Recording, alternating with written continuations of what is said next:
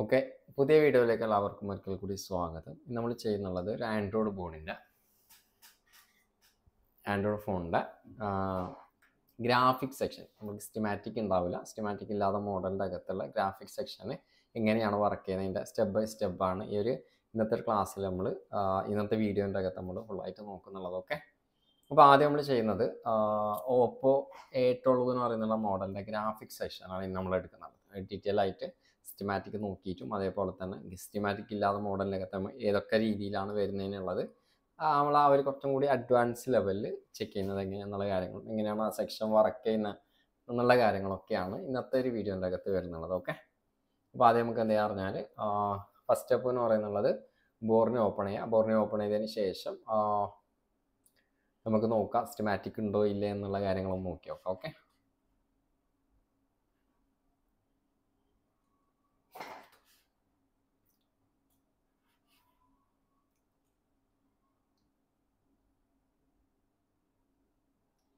Okay അപ്പോൾ നമ്മൾ സ്റ്റിമാറ്റിക് open ചെയ്യാണ്. നമുക്ക് ബോർഡിനെ ഓപ്പൺ ചെയ്ത് വെച്ചിട്ടുണ്ട്.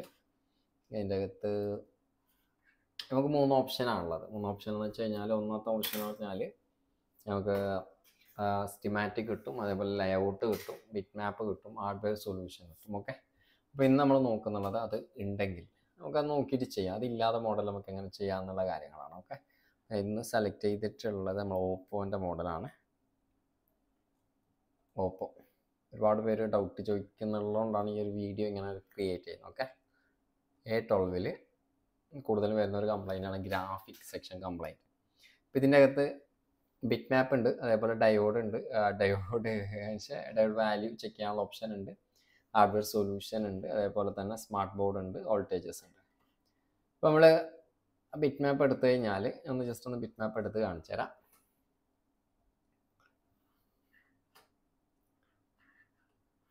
ഇത് നോക്കിക്കഴിഞ്ഞാൽ ഇതാണ് നമ്മൾ LCD കണക്ടർ വരുന്നുള്ളത്. LCD കണക്ടറിൻ്റെ അകത്ത് ഏകദേശം സെക്ഷൻ ഇതിൻ്റെ അകത്ത് അടയാളപ്പെടുത്തിയിട്ടുണ്ട്. ഏകദേശം ടോട്ടൽ ലെഗ് കാല് വരുന്നുള്ള 44 കാലുള്ള LCD കണക്ടറാണ് വരുന്നുള്ളത്. ഇതിനകത്ത് ഏകദേശം ഇതിൻ്റെ അകത്ത് അടയാളപ്പെടുത്തിയിട്ടുണ്ട്. പക്ഷെ അടയാളപ്പെടുത്താത്ത കുറച്ച് കാര്യങ്ങളുണ്ട്. ഇവിടെ നെറ്റ് 155, അതേപോലെ 111, 153 എന്നൊക്കെ പറഞ്ഞിട്ടുള്ള കണക്ഷനൊന്നും ഇവിടെ ആഡ് ചെയ്തിട്ടില്ല, കാരണം കണക്ഷൻ കൊടുത്തിട്ടില്ല. ഇനി നമ്മൾ ഇതിൻ്റെ ഹാർഡ്വെയർ സൊല്യൂഷൻ എടുത്തു കഴിഞ്ഞാലും ഇതിൻ്റെ അകത്ത് ഡീറ്റെയിൽ ആയിട്ടുള്ള കാര്യങ്ങളൊന്നും കൊടുത്തിട്ടില്ല. ഓക്കെ, നമ്മളിപ്പോൾ ഗ്രാഫിക് സെക്ഷനാണ് നോക്കുന്നുള്ളത്. ഇതിൽ നമ്മൾ ഗ്രാഫിക് ലൈറ്റ് ഡിസ്പ്ലേ. ഓക്കെ, ഇതിൻ്റെ അകത്ത് 2 പാർട്ടായിട്ടാണ് വരുന്നത്. ഒന്ന് നമ്മളൊരു സെറ്റ് കണക്ട് ചെക്ക് ചെയ്യുന്ന സമയത്ത് നമുക്ക് കിട്ടുന്നുള്ളത് 2 പാർട്ടാണ്. ഒന്ന് ഡിസ്പ്ലേ സെക്ഷൻ എടുക്കുമ്പോൾ ഒന്ന് ഗ്രാഫിക് സെക്ഷൻ, അതുപോലെ തന്നെ രണ്ടാമത് വരുന്നത് display section, means light section. അപ്പോൾ നമ്മൾ ലൈറ്റ് സെക്ഷൻ അല്ല ഇന്നത്തെ വീഡിയോൻ്റെ അകത്ത് എടുക്കുന്നുള്ളത്. ഇതിൻ്റെ അകത്ത് നമ്മൾ നോക്കുന്നുള്ളത് ഗ്രാഫിക് സെക്ഷനാണ്. ലൈറ്റ് ഒഴികെ ബാക്കി വരുന്നുള്ള കണക്ഷൻ, എല്ലാ കണക്ഷനും നമുക്ക് ആവശ്യമുള്ളതല്ല. അപ്പോൾ അതിൻ്റെ അകത്ത് ആവശ്യമുള്ളത് മാത്രം ഏതൊക്കെ കണക്ഷനാണ് നമുക്ക് ഗ്രാഫിക് കംപ്ലൈൻ്റ് ആയി കഴിഞ്ഞാൽ ഏതൊക്കെ ലൈനാണ് ചെക്ക് ചെയ്യേണ്ടത്, പ്രോപ്പർ ആയിട്ടുള്ള കാര്യങ്ങൾ A12 ഫുൾ ഡീറ്റെയിൽ ആയിട്ടുള്ള കാര്യങ്ങളാണ്. ഓക്കെ, അപ്പോൾ നമ്മളിതിൻ്റെ ഹാർഡ്വെയർ സൊല്യൂഷൻ എടുത്ത് ഇതിൻ്റെ ബാക്ക് ലൈറ്റ് സെക്ഷൻ എടുത്തു കഴിഞ്ഞാൽ നമുക്കിവിടെ MIPA എന്ന് പറയുന്നുള്ള പ്രോട്ടോകോൾ ലൈൻ കാണാം. CPU പോകുന്നുള്ള ഡയറക്റ്റ് ലൈനാണ്. ഇവിടെ നോക്കിക്കഴിഞ്ഞാൽ നിങ്ങൾക്ക് കാണാം MIPA. ഇവിടെ നിന്ന് വന്നിറങ്ങി നേരെ ഒരു ഡുവൽ കോയിൽ ഫിൽറ്റർ കോയിൽ വഴി നേരെ നമ്മളെ CPU ഡയറക്റ്റ്. അതിൻ്റെ ഇടയിൽ കോമ്പോണൻസ് ആയിട്ട് വരുന്നുള്ള ഡുവൽ കോയിൽ മാത്രമേ വരുന്നുള്ളൂ. EMI ഫിൽറ്റർ എന്ന് പറയാം. ഇതിൻ്റെ അകത്ത് ഡയറക്റ്റ് പോകുന്ന ലൈന് കാണിക്കും. പക്ഷേ ഇതിൻ്റെ അകത്ത് LCD റീസെറ്റ് കാണിക്കുന്നുണ്ട്, അതേപോലെ LCD T0 കാണിക്കുന്നുണ്ട്. ബാക്കിയൊന്നും ഇതിൻ്റെ അകത്ത് കൊടുത്തിട്ടില്ല. ഓക്കെ, പിന്നെ അതേപോലെ തന്നെ 1.8 വോൾട്ടേജ് കൊടുത്തിട്ടുണ്ട്, അതേപോലെ തന്നെ LCD റീസെറ്റ് ലൈൻ കൊടുത്തിട്ടുണ്ട്. പിന്നെ LCD VSN VSP 5 volt +5 volt -5 വോൾട്ടാണ് വരുന്നത്. അപ്പോൾ ഇതൊക്കെ എങ്ങനെയാണ് വർക്ക് ചെയ്യുന്നത്? അപ്പോൾ ഇതിൻ്റെ അകത്ത് പോയി കഴിഞ്ഞാൽ ഇവിടെ നേരെ പോയി കഴിഞ്ഞാൽ ഇവിടെ നമുക്ക് എന്ത് കാണിക്കുന്നുണ്ട്, IC കാണിക്കുന്നുണ്ട്. പക്ഷേ ICൻ്റെ ഡാറ്റാസ് ഇല്ല. ഡാറ്റാസ് കിട്ടണമെങ്കിൽ നമുക്ക് സ്റ്റിമാറ്റിക് വേണം. അപ്പോൾ ഇതിൻ്റെ അകത്ത് പ്രോപ്പറായിട്ട് സ്റ്റിമാറ്റിക് ഇല്ലാത്തതുകൊണ്ട് നമുക്ക് ചെക്ക് ചെയ്യാൻ കുറച്ച് ബുദ്ധിമുട്ടായിരിക്കും അല്ലേ. അപ്പോൾ ഇതെങ്ങനെ നമുക്ക് ചെയ്യാമെന്നുള്ള കാര്യങ്ങൾ നോക്കാം. ഇതാണ് ഗ്രാഫിക് IC വരുന്നുള്ളത്. ഗ്രാഫിക് IC വരുന്നുള്ളത് 15 ലെഗുള്ള ഗ്രാഫിക് IC ആണ്. ഓക്കെ, 15 കാലുള്ള ഗ്രാഫിക് IC ആണ്, 15 ബോർഡുള്ള ഗ്രാഫിക് IC ആണ് വരുന്നത്. ഓക്കെ, അപ്പോൾ ഇതിൻ്റെ അകത്ത് നമ്മൾ മെയിനായിട്ട് നോക്കുന്നുള്ളത് ഞാനൊന്ന് ഓപ്പൺ ചെയ്ത് കാണിച്ചാൽ കണ്ടില്ല നിങ്ങൾ ഏകദേശം ഇതിൻ്റെ അകത്തുള്ള ഓപ്ഷൻ ഇതാണ്. ഒന്ന് ഹാർഡ്വെയർ സൊല്യൂഷൻ, പിന്നെ ഒന്ന് ബിറ്റ് മാപ്പ്. ഇതിൻ്റെ അകത്ത് നിങ്ങൾ നോക്കിക്കഴിഞ്ഞാൽ മനസ്സിലാവും ഇവിടെ കൊടുത്തിട്ടുള്ള കപ്പാസിറ്റർ നമ്മൾ ബിറ്റ് മാപ്പ് എടുത്തു കഴിഞ്ഞാൽ അവിടെ കപ്പാസിറ്റർ ആയിട്ടല്ല നമുക്ക് കാണിക്കുന്നുള്ളത്. ഇവിടെ ഈ ഒരു ട്രാക്ക് എടുത്ത് നോക്കി കഴിഞ്ഞാൽ ഇവിടെയൊക്കെ നമുക്ക് കാണിക്കുന്നുള്ളത് ശരിക്കും ഇവിടെ കപ്പാസിറ്റർ ആണ്, പക്ഷെ ഇവിടെ കൊടുത്തിട്ടുള്ളത് റെസിസ്റ്ററാണ്. മാറ്റങ്ങളാണ് കണ്ടില്ലേ, ഇവിടെ കൊടുത്തിട്ടുള്ളത് റെസിസ്റ്റർ എന്ന് പറഞ്ഞിട്ടാണ്. അപ്പോൾ ഇതിൻ്റെ അകത്ത് കുറേ എന്ത് വരും, ഫേക്ക് വരും, കാരണം കറക്റ്റ് ആയിട്ടുള്ളത് കിട്ടത്തില്ല, ചില മാറ്റങ്ങൾ ഇതിൻ്റെ അകത്ത് വരും. അപ്പോൾ ഇത് നമ്മൾ ഇതിൻ്റെ സർക്യൂട്ട് ഡയഗ്രാം എങ്ങനെ ഉള്ളതെന്നുള്ളതൊന്ന് ഞാൻ കാണിച്ചു തരാം. ഓക്കെ, എങ്ങനെയാണ് സെക്ഷൻ വർക്ക് ചെയ്യുന്നതിനുള്ളതെന്ന് നമുക്ക് നോക്കാം.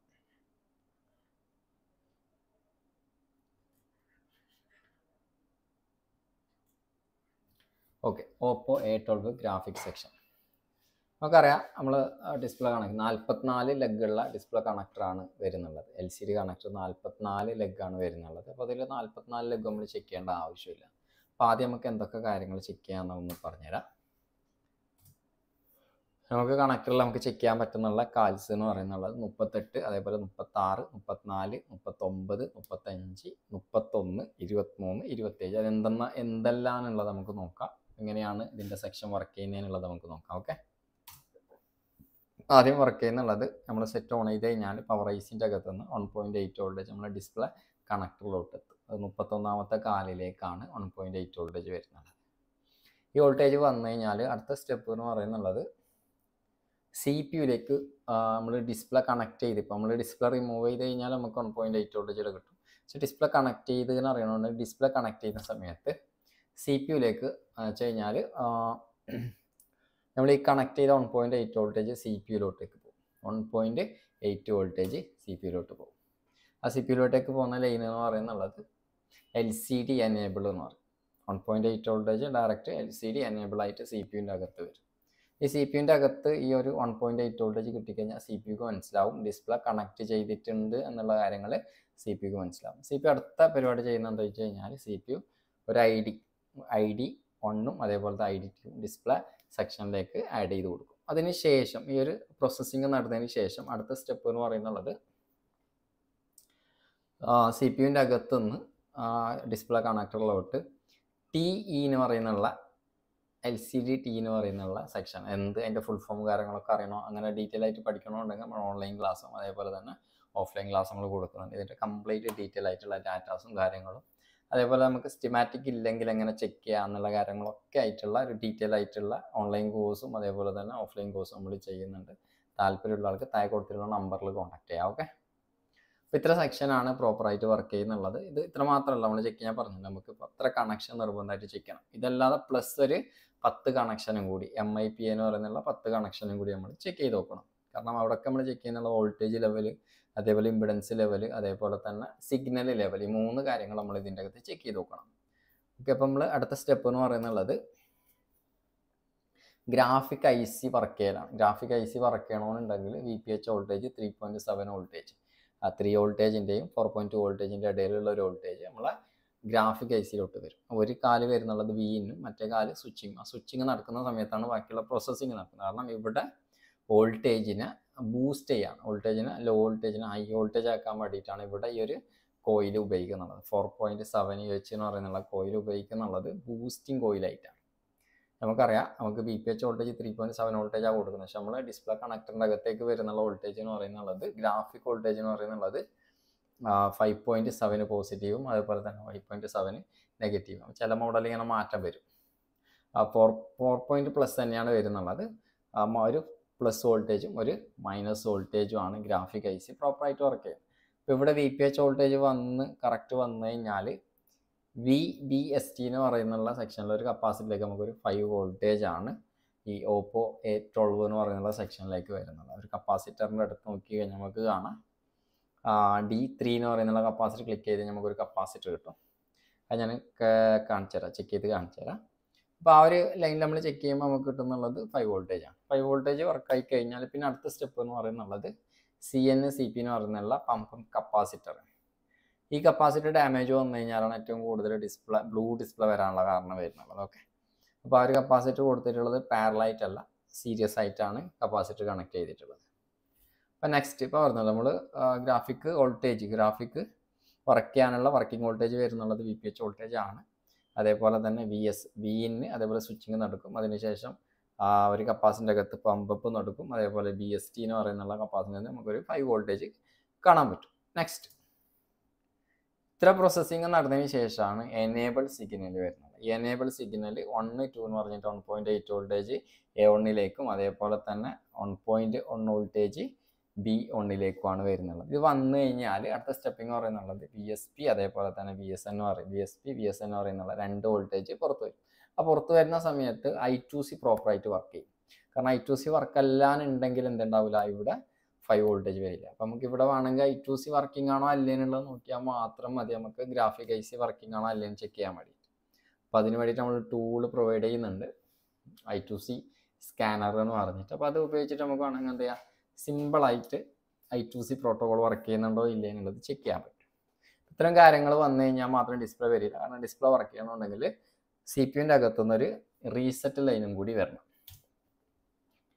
CPU-ൻ്റെ അകത്തുനിന്നൊരു LCM റീസെറ്റും കൂടി വന്നു കഴിഞ്ഞാൽ മാത്രമേ ഉള്ളൂ ഗ്രാഫിക് സെക്ഷന് പ്രോപ്പറായിട്ട് വർക്ക് ചെയ്യത്തുള്ളൂ. പ്ലസ് ഇപ്പോൾ നമ്മൾ നോക്കിയിട്ടുള്ളത് 5, 6, 7, 8, 9 കണക്ഷൻ. ഓക്കെ, 8 കണക്ഷനും പ്ലസ് നമ്മളെ MIP എന്ന് പറയുന്നുള്ള 10 കണക്ഷൻ. ഇത് നമ്മൾ ചെക്ക് ചെയ്ത് കഴിഞ്ഞാൽ 18 കണക്ഷനാണ് ശരിക്കും ചെക്ക് ചെയ്യേണ്ടത്. MIP കംപ്ലൈൻറ്റ് വരുന്നത് റയറാണ്. ഓക്കെ, കൂടുതലും കംപ്ലൈൻറ്റ് വരുന്ന സെക്ഷൻ വെച്ച് കഴിഞ്ഞാൽ ഈ പറയുന്ന ഏതെങ്കിലും ഒരു കാര്യങ്ങളാണ്. ഇതൊക്കെ ഇത്രയും ഡീറ്റെയിൽ ആയിട്ട് നമുക്ക് സ്റ്റിമാറ്റിക് ഇല്ലാതെ കൊണ്ട് തന്നെ നമുക്ക് അത് നോക്കിയിട്ട് എന്ത് ചെയ്യാൻ പറ്റത്തില്ല, ട്രേസ് ഔട്ട് ചെയ്യാൻ പറ്റത്തില്ല. അപ്പോൾ ഇത് Oppo A12 എന്ന് പറയുന്നുള്ള മോഡലിൻ്റെ ഗ്രാഫിക് സെക്ഷൻ ആണ്. ഓക്കെ, ഞാൻ ഒന്നും കൂടി കാണിച്ചു തരാം എങ്ങനെയാണ് വർക്ക് ചെയ്യുന്നതിനുള്ളത്. Oppo ഒന്ന് ഫാസ്റ്റായിട്ട് കാണിച്ചു തരാം. ഡിസ്പ്ലേ കണക്ടർ വർക്ക് ചെയ്ത് ഡിസ്പ്ലേ കണക്ടറിലേക്ക് ഏകദേശം 5, 3, 8 കണക്ഷനാണ് ഡിസ്പ്ലേ കണക്ടറിലേക്ക് നമുക്ക് എന്തിനാവശ്യമുള്ളത്, ഗ്രാഫിക് സെക്ഷന് വേണ്ടിയിട്ട് ആവശ്യമുള്ളത്. പ്ലസ് 10 കണക്ഷൻ MIP ചെയ്യും. ഓക്കെ, ഇതിൻ്റെ അകത്ത് പവർ ഐസിൻ്റെ അകത്തു നിന്നാണ് ശരിക്കും 1.8 നമ്മൾ സെറ്റ് ഓൺ ചെയ്ത് കഴിഞ്ഞാൽ തന്നെ നമുക്ക് ഈ ഒരു വോൾട്ടേജ് 1.8 വോൾട്ടേജ് നമുക്ക് അവിടെ കാണാൻ പറ്റും.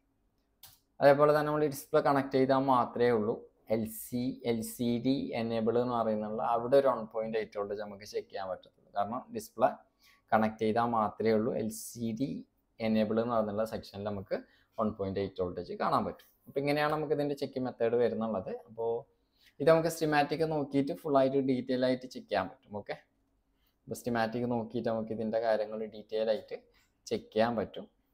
അപ്പോൾ ഇതിൻ്റെ അകത്ത് നമുക്ക് സ്റ്റിമാറ്റിക് ഇല്ലാത്തത് കൊണ്ടൊരു വെല്ലുവിളിയാണ്. അപ്പോൾ അത് നമുക്ക് സിമ്പിളായിട്ട് എങ്ങനെ, അപ്പോൾ സ്റ്റിമാറ്റിക് ഇല്ലാതെ മോഡലിൻ്റെ അകത്ത് നമുക്ക് എങ്ങനെ സർവീസ് ചെയ്യാം, സ്റ്റിമാറ്റിക് ഇല്ലാതെ ഐസിൻ്റെ ഡാറ്റ എങ്ങനെ എടുക്കുക എന്നുള്ള കാര്യങ്ങളൊക്കെ പഠിക്കാൻ ആഗ്രഹിക്കുന്നുണ്ടെങ്കിൽ നമ്മൾ ഓഫ്ലൈനായിട്ട് ക്ലാസ് പ്രൊവൈഡ് ചെയ്യുന്നുണ്ട്. 1 മന്ത് കോഴ്സാണ് വരുന്നുള്ളത്. ആൻഡ്രോയിഡിൻ്റെ ബേസിക് ടു അഡ്വാൻസ് ലെവൽ കോഴ്സാണ് വരുന്നുള്ളത്. താല്പര്യമുള്ള ആൾക്ക് താഴെ കൊടുത്തിട്ടുള്ള നമ്പറിൽ കോൺടാക്ട് ചെയ്യുക. കുറേ ആളെ വിളിച്ചു ചോദിക്കുന്ന ഒരു കാര്യം, സ്റ്റിമാറ്റിക് ഇല്ല നമുക്ക് എങ്ങനെ ചെക്ക് ചെയ്യാം, വോൾട്ടേജ് അവിടെ എഴുതിയിട്ടില്ലല്ലോ, അപ്പോൾ അത് നമുക്ക് എങ്ങനെ മനസ്സിലാക്കാം എന്നുള്ള കാര്യങ്ങളൊക്കെ ഒരുപാട് പേര് മെസ്സേജ് ഇട്ട് ചോദിക്കാറുണ്ട്. അപ്പോൾ അതിനൊക്കെ സൊല്യൂഷൻ ആയിട്ടുള്ള ഒരു കോഴ്സ് തന്നെയാണ് നമ്മൾ പ്രൊവൈഡ് ചെയ്യുന്നുള്ളത്, ബേസിക് ടു അഡ്വാൻസ്. അപ്പോൾ ഇതിൻ്റെ അകത്ത് നിങ്ങൾക്ക് എന്ത് ഡൗട്ടും എന്തുണ്ടെങ്കിലും നിങ്ങൾക്കത് കംപ്ലീറ്റ് ചെയ്ത് പോകാം. ബേസിക് ടു അഡ്വാൻസ് ലെവലിൻ്റെ അകത്ത് നിങ്ങൾക്ക് ഫുൾ ഡീറ്റെയിൽ ആയിട്ട് പഠിച്ചിട്ട് പോകാം. കാരണം ഒരു മോഡലിൽ നമ്മളിപ്പോൾ നമുക്ക് MediaTek അതേപോലെ MTK Qualcomm, Spectrum അതേപോലെ Exynos വരുന്നുള്ള മോഡലിൻ്റെ സെപ്പറേറ്റ് ആയിട്ടുള്ള ചാർജിങ് സെക്ഷൻ, സെപ്പറേറ്റ് ആയിട്ടുള്ള ബൂട്ട് സീക്വൻസ്, അതേപോലെ എല്ലാ സെക്ഷനിലും പ്രോപ്പർ ആയിട്ടുള്ള സെക്ഷനും കാര്യങ്ങളൊക്കെ നമ്മൾ എടുത്ത്. അപ്പോൾ ആ ഒരു മോഡലിൻ്റെ അകത്ത് നമുക്ക് സ്റ്റിമാറ്റിക് ഇല്ലാന്നുണ്ടെങ്കിൽ പോലും നമുക്ക് എന്ത് ചെയ്യാൻ പറ്റും, അടിപൊളിയായിട്ട് സർവീസ് നമ്മളൊരിടത്ത് സ്റ്റക്ക് ആവേണ്ട ഒരു ആവശ്യം വരില്ല. ഓക്കെ, അപ്പോൾ ഇന്ന് നമ്മൾ ഇതൊരു എന്താ പറയേണ്ടത് സെറ്റൊന്നും അല്ല, നമ്മൾ ഒരുപാട് പേര് നമ്മളോട് Oppo A12 ഒരുപാട് പേര് വിളിച്ചു ചോദിച്ചൊരു കാര്യമാണ്. സ്റ്റിമാറ്റിക്കിൽ ഏറ്റവും കൂടുതൽ കംപ്ലൈൻറ്റ് വരുന്ന മോഡലുമാണ് എന്ന് വെച്ച് കഴിഞ്ഞാൽ ബാക്കല്ല ഗ്രാഫിക് സെക്ഷൻ ഏറ്റവും കൂടുതൽ കംപ്ലൈൻറ്റ് വരുന്ന ഒരു മോഡലാണ്. കാരണം അത് എന്താ വെച്ച് കഴിഞ്ഞാൽ അതിൻ്റെ ഇതുമില്ല, സ്റ്റിമാറ്റിക് ഇല്ല. ഹാർഡ്വെയർ സൊല്യൂഷൻ്റെ അകത്ത് ഒരുപാട് കാര്യങ്ങളില്ല. ബിറ്റ് മാപ്പിൻ്റെ അകത്ത് കൊടുത്തിട്ടുണ്ട്, പക്ഷേ ഒരുപാട് കാര്യങ്ങൾ ഫേക്കാണ്. റെസിസ്റ്റർ എന്ന് പറഞ്ഞിട്ടുള്ള കാര്യങ്ങൾ കപ്പാസിറ്റർ എന്നുള്ള കോയിലൊക്കെ ആയിട്ടാണ് ബിറ്റ് മാപ്പിൻ്റെ അകത്ത് കൊടുത്തിട്ടുണ്ട്. നിങ്ങളത് ചെക്ക് ചെയ്ത് കഴിഞ്ഞാൽ എനിക്ക് മനസ്സിലാവും. ഒരു ബോർഡും ഒരു ഹാർഡ്വെയർ നമ്മളെ കയ്യിലുള്ള ഒരു ബോർഡും പിന്നെ അതേപോലെ തന്നെ ബിറ്റ് മാപ്പ് ഓപ്പൺ ചെയ്ത് ചെക്ക് ചെയ്ത് നോക്കിയാൽ തന്നെ നിങ്ങൾക്ക് അതറിയാൻ പറ്റും. ഓക്കെ, അപ്പോൾ നമുക്ക് ഇതിൻ്റെ ഡീറ്റെയിൽ ആയിട്ടുള്ള വീഡിയോ ഇതുപോലെ തന്നെ എന്താ പറയേണ്ടത് ICൻ്റെ ഡാറ്റ ഷീറ്റ്, ഇപ്പോൾ ചാർജിങ് IC വരുന്നത്, അങ്ങനെ ഒരുപാട് ഡാറ്റ ഷീറ്റും കാര്യങ്ങളൊക്കെയാണ് ഇനിയുള്ള വീഡിയോൻ്റെ അകത്ത് നമ്മൾ ഉൾപ്പെടുത്താൻ നോക്കുന്നുള്ളത്. അപ്പോൾ മാക്സിമം സപ്പോർട്ട് ചെയ്യുക. അതേപോലെ തന്നെ എന്ത് ഡൗട്ട് ഉണ്ടെങ്കിലും താഴെ കമൻറ്റ് ചെയ്തിട്ടോ അല്ലെങ്കിൽ നമ്മൾ വാട്സപ്പ് നമ്പറിലോ കോൺടാക്ട് ചെയ്യാം. ഓക്കെ, അപ്പോൾ നമുക്ക് പുതിയൊരു വീഡിയോ ആയിട്ട് വീണ്ടും കാണാം. ബൈ.